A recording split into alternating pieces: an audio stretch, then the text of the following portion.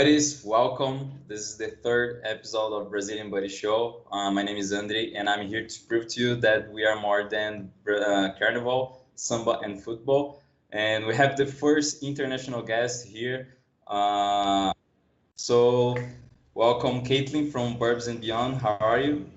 Hi, I'm good. How are you? Thank you for having me. It's my pleasure. Actually, this is gonna be really interesting and awesome to hear you. First of all, who are you and what do you do? So, my name is Caitlin. I am from the United States, from right outside the Chicago area. And I am here. I actually work online. So, I work in digital marketing and copywriting and branding and that sort of thing. And I still actually work for an American company online here. Oh, this is really interesting. And you live in Brazil, right? Yes, I've been living in São Paulo since last July. So at this time right now, it's been about a year and 3, 4 months. Oh, that's nice. That's nice. And how's your life here in Brazil? Like your first impressions?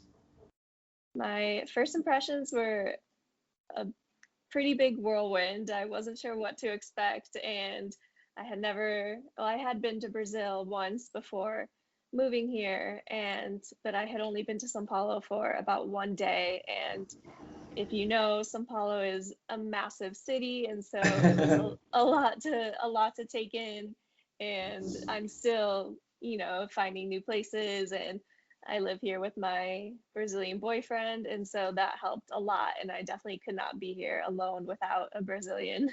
I can imagine, like you have some interesting story, like living here in Brazil about maybe trying to speak Portuguese or trying to a Brazilian trying to talk with you in English. Like, how was it?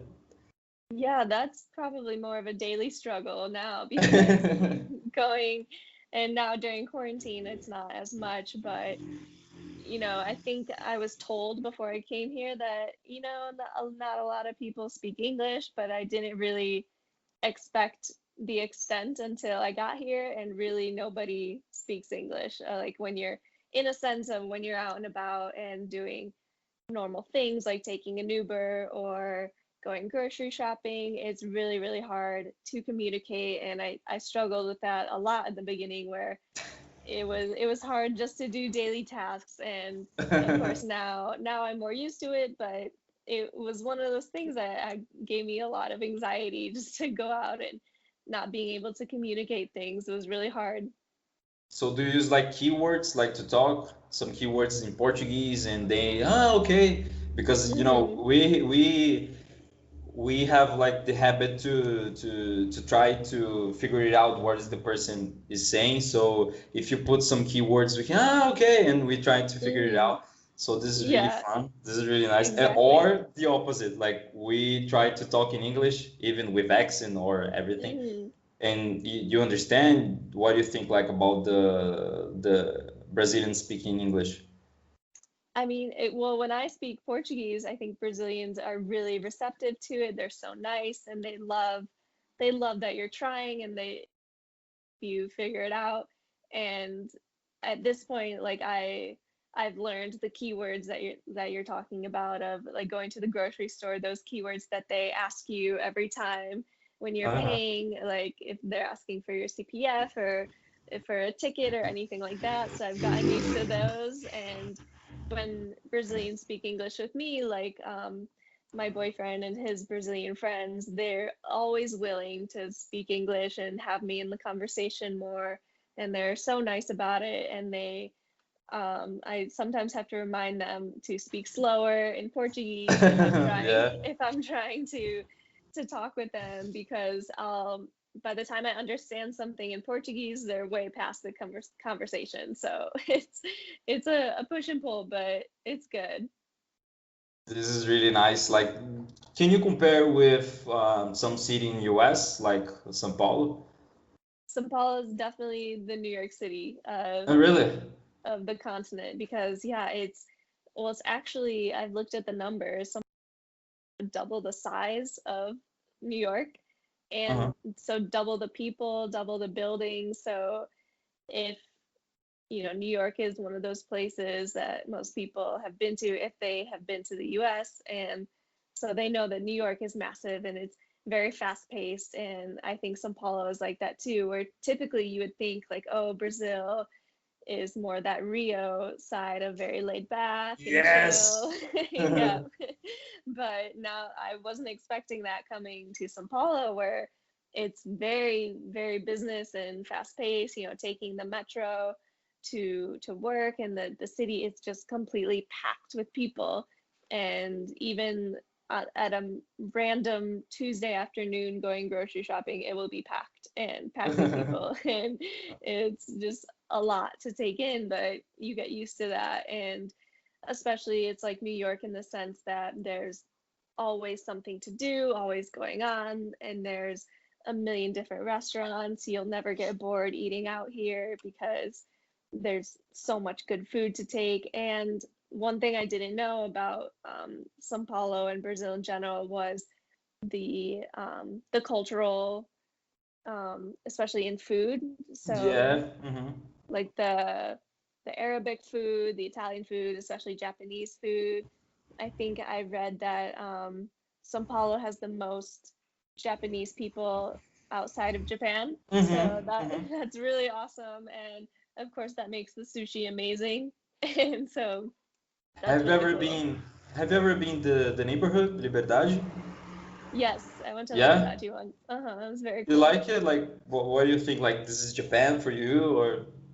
I mean, I've never been to Japan, but to me, it was like a Chinatown of Hmm. like all the big cities have a Chinatown in Yeah. the US, and so it was really similar to that, where they just have all the the Japanese grocery stores, the specific and special restaurants, and the little trinket stores. And it's really cool because it's so immersive. Hmm. And talking about restaurants, like you said to us, what do you think like about Brazilian foods? Like, do you have any favorite? Definitely my favorites when I got here was the churrasco, and Uh-huh. going to the churrascarias, and having my favorite is picanha. Hmm. And just the meat is so good. And especially my boyfriend being from Porto Alegre, where they're even more into having the barbecues and the meats, and it's very Yeah. good. And what else? I do love pastel. And Pastel. uh-huh. Okay. It was surprising to me that a lot of the food is there's so much fried food. Uh-huh. Yeah, And yeah. I agree with I you. wasn't expecting that because I thought the United States was known for that. And coming here, it was really prominent in, the fried tapioca, the coxinha, the pastel. It's all fried, but very delicious. Yeah, yeah, I agree with you. Like, and which flavor from pastel like you are used to eat? Um, let's see, I haven't had one in a while actually, but I do like the With chicken, maybe? yeah, chicken. One thing I Catupiry? wasn't No, one thing I wasn't a fan of is the katapuri. Uh-huh. Yeah, yeah. This is so Brazilian. This is so Brazilian. Yeah, I didn't And like it that much, but it's good.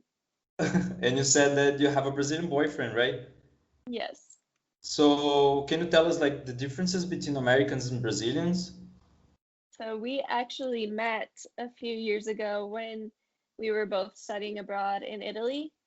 Uh-huh. And so we were at different schools, and my friends and I were out one day, and we were on like a school weekend trip, and we ended up meeting a couple of Brazilians. And I'd never met Brazilian guys or Brazilians in general in my life. And from then we met these guys' friends, which ended up being my boyfriend Luca. And so I was with, probably 10, 15 Brazilians. And so who were all in Italy together. But it was really cool. Of course, they were all extremely nice and welcoming. And yeah, just really welcoming would be the main word. And dating one specifically is, I would say, definitely different from dating an American guy. For me, the typical American guy is the frat boy and that just the wanting to get out of college, make money right away, and just kind of exceed or succeed in business and that sort of thing. But a lot of Brazilians, because it's such a different career culture where you're most Brazilians are still living with their parents, like in their 20s, and Yeah, yes, yes. mhm. So We, it's we more it's more focused on just, finding something that you're happy about, and being more adventure. Yeah, this is not like we have that difference. Like here in Brazil, like if you find someone with 20 years old, like you living with their parents, it's completely normal.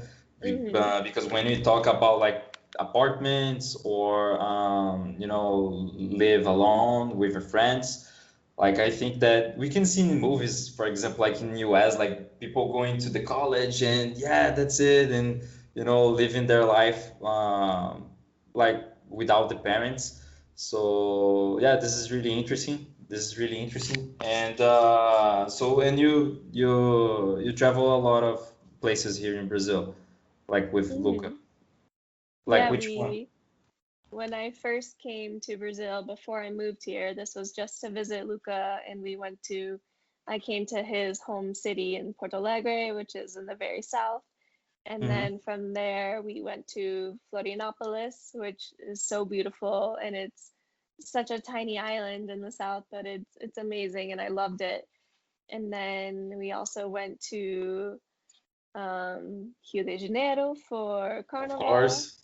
Yes, and so that was definitely like a bucket list thing to do for me, and I'm so happy I went. We went with Luca and some of his friends, so we stayed in Leblon and a couple of Airbnbs, so I really got the full experience, and I'm so happy that I was there with Brazilians because they knew how it worked, and they knew where the blocos were and the parties and how everything worked. And I had only heard stories about how Rio was really dangerous, you need to watch Hmm. out. And I mean, even though I was there during Carnival, I felt fine. And everybody warned me, of course, you need to be aware of your wallet and your phone and everything and not be stupid. But other than that, it's beautiful. The beaches were amazing. But I know now that there's so much more to the country, and there's so many more beautiful beaches. And even if I ask any other Brazilian, they'll tell me like, oh no, you need to go up north to these places I've never heard of.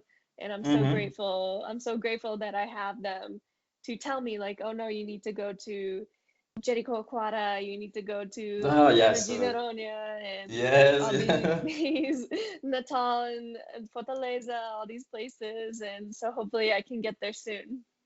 Nice, nice. This is really like make me feel really happy, like that you have so interesting about Brazil and to know so much more your boyfriend, like that he is Brazilian. And the Hmm. most important question is, how was the carnival? Like this. It was a lot of fun. To me, it was similar to um like partying in college, where Uh-huh. we have football tailgates where on Saturday morning in college you wake up at like 5 a.m. or 6 a.m. You start drinking and you just party all day. But Carnival was on another level where you're doing that all day, every day for 5 days. And I think my body was too old for that. And so it was tiring, but it was a lot of fun. And it This was is really really, fun. It was my favorite part was doing the costumes and dressing up and just doing whatever you want basically, because yeah. Brazilians I think are just so expressive and happy, and you could just do whatever you want there and it's fine. Yeah, I think that it's a period that we just like leave everything that it's sad or dangerous, and we just live and we dance, we Hmm. sing, and we scream all the time. I don't know if you have that feeling that we talk like this loud all the time. and Yes. doing this with the hands all the time. Like I don't know why we have this. Like Uh-huh. it's so common here. Yeah, And I laugh all the time at my boyfriend because now we're working from home, and luckily I have my own office in our apartment, but he's working in the kitchen, and when he's a lawyer, and when he's on the phone talking, he's screaming. And I always have to tell him to like quiet down, but yes, that's very Brazilian of yelling when you talk, and yeah, it's funny. nice. So you live in Brazil, so of course you needed like to have some documents. So can you tell us like which documents you need to have to live here in Brazil? Yeah, so the reason I came to Brazil instead of my boyfriend coming to the United States was because it was just the easier solution. And, dealing with the United States and the green card, that was much too complicated. So we figured out and did a bunch of research before I came to Brazil because I had to pay for the visa because at that time, right now you don't need a visa for US citizens, but at the time I had to have one.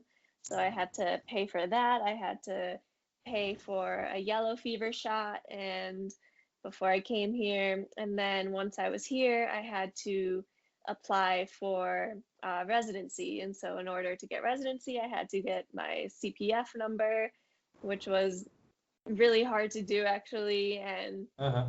I dealt with some difficult people who weren't going to let me get it because I couldn't speak the language. And then luckily we got that handled. But then my boyfriend and I had to sign papers that we were essentially a stable union. So once we were a stable union, I could get residency through him. And it's been over a year since the first time we went to Policia Federal in order to submit all the paperwork. And it's very, very unclear. Like there's nowhere that says exactly what you need. And to me, that was the most frustrating part of dealing with all the Brazilian bureaucracies of every time you ask someone, they'll give you a different answer on I agree. Yeah. yeah, on what you need. So it's really the lot you're dealing with that day. So I think there was about 14 different papers that we had to put Wow. together, including my birth certificate, copies of my passport. I had to get a um, from my hometown, I had to get a police record.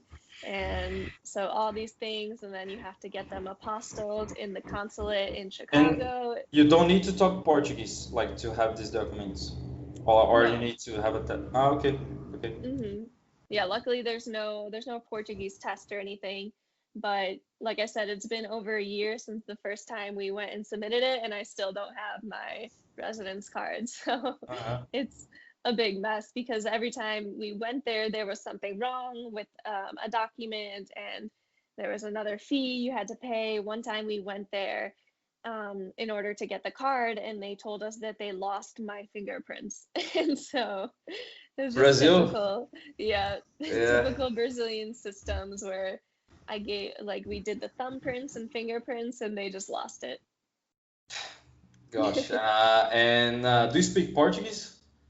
I do speak a little bit. I'm not fluent by any means, but I speak enough to get around on my own. And when I came Uh-huh. to São Paulo, I took about 8 weeks of Portuguese classes at a school that was like Monday through Thursday for 4 hours a day. And that was really, really nice to be with Brazilian teachers and be with other foreigners. So I had in my class people from France, from Germany, from all over Asia. So it was really cool to be surrounded by those people and even people from Syria and Iran that were escaping their countries. So that was Oh, another really cool experience to, very humbling coming from the United yeah. States and then being with this family from Syria who didn't choose to come to Brazil. They had to come here and they have to learn the language and be this whole new world, and there was their child with them. So that was a really cool experience. But learning Portuguese, it was tough, and I always felt really, really confident in class, and then once I left class, it was completely lost because everybody speaks so fast. And did you recognize some English words that we put in Portuguese? Oh yeah, all the time. And you don't know if there's an accent to it, like especially with, all the social media, Facebook, Yeah, yeah. Twitter, Instagram. Instagram, Twitter. Uh-huh. For example, we use a lot of bike, but like we Yeah, say bike, bikey. bike, hot doggy. Yeah. What else? Like we have a lot of words, a lot of words, Hmm. and we just, I'm not Portuguese teacher, but like when we don't have any word that you don't have any word that have consonant in the end, so we always put a vowel. So that's why you have like Facebook, and we need to put a vowel in the end. So that's why like Uh-huh. Facebook key, and we need to say key Yeah. because we don't have the key sound, the letter. Hmm. So yeah, this is really fun. This is really fun. Yeah, the thing with language, the thing that was most eye-opening about Portuguese, and I think other languages too, Latin languages, is that we in English we don't have a word for people that are from the United States, Uh-huh. and so we are Americans, but Americans. and you have, what is it? Ustati Univi, The name of in your Portuguese. Estados Unidos. Yeah. No, is it the what's the word for someone that's from United States in Ah, Portuguese? in Portuguese, americano, or we can say estadunidense. Yeah, that one. And, so in that sense, like anyone from the United States would never think to not say we're American. And I think that's always a touchy subject with people from South America, but it's all in the language because we don't have a word that describes that. Yeah, this is interesting because I feel some Brazilians that really get nervous, like we are Americans too, and Yeah. and But okay, I man, always relax. I always have this argument with Brazilians because they say like, "Oh, I'm an American too." I'm like, "Okay, Ah, well, would yeah, you would you ever call yourself American?" They're like, "No, I'm Brazilian." I'm like, "Okay, exactly." yeah. This is really. And do you have any tip like to learn the language? I would just say just get started, and really luckily I had a little bit of Spanish background, Ah, so okay. that was much easier learning like the verb tenses. And if you can't do anything in person, just start online. And really, as frustrating as it is, you just need to speak it and just practice it. And people don't really care about, if I say something in a different tense, like if I'm supposed to say like I do, but I actually say you do, and no one Uh-huh. really cares. They get the point. Yeah. Yeah. It's nice because we have some common words. For example, like family, you have familia, you have Hmm. cough, you have café. So Hmm. I saw one, I don't remember, but we have like thousands of words that are the same, but of course with accent. So I think that even an American or British can understand a few words. And yeah, this is like we are almost cousins, I would say, like Hmm. when we talk about languages. And like, do you know, in your opinion, like in US, people are about Brazil or about the Portuguese language? Definitely, I wouldn't say so about especially about the language, because growing up in the US, you're mostly really pushed to learn Spanish or French, and it's typically mostly Uh-huh. Spanish. And for example, in seventh grade, so when you're 13 years old, you get to choose between you have to take one. So you get to choose Spanish or French, but you have to take at least 2 years, at least in my school. And then once you get to high school, you get to choose if you want to continue it or not. And Uh, or Chinese. A lot of people are taking Chinese really? because they think, for business purposes, doing business in Mm-hmm. China, but mostly Spanish because they preach that, if you know Spanish, then you are much more likely to get a good job because they might use that. But Mm, Portuguese, nobody speaks. yeah, like imagine like you have the American continent, right? And you have just one country that speaks like Portuguese. So Hmm. I can understand like the US, way to like their schools to teach in Spanish instead of Portuguese. Look, like I really Hmm. can understand. And Yeah. about Brazilians in your like high school, did you have some information like maybe Amazon or Rio? No, we had a lot of history classes, and it was mostly focused on European history and a lot of China too and Asia, but I honestly can't remember learning about South American history. And we did learn about a little bit of Mexican history, about the Mayans and the Aztecs, and I know we learned about the Amazon forest a little bit, but nothing about the history of the country and the colonization and or anything like that. Oh, okay. Yeah, I'm here to do this. Like, yeah. So I think that's it. We talk a lot of things, and of course, it was really useful not just for me, and I learned a lot of things, but like you that you are watching this episode, and thank you so much. I hope you like it as well. And yeah, I think that's it. You have the last words. No, this was really great, and I'm glad you're taking this opportunity to kind of spread more about the country because I try and do that too with my friends and family who, to us, Brazil is just this crazy third world country and nobody knows a lot about it. It's much different than it seems. So I'm trying to get once the virus is all done, I'm trying to get all my friends to come visit me. Yes, yes, please, please. I cannot hold anymore. I need to travel. Like I need to I travel. know, me too. Yeah, so yeah, that's it. I hope you like it, guys, and I'll see you soon. Ciao. Bye.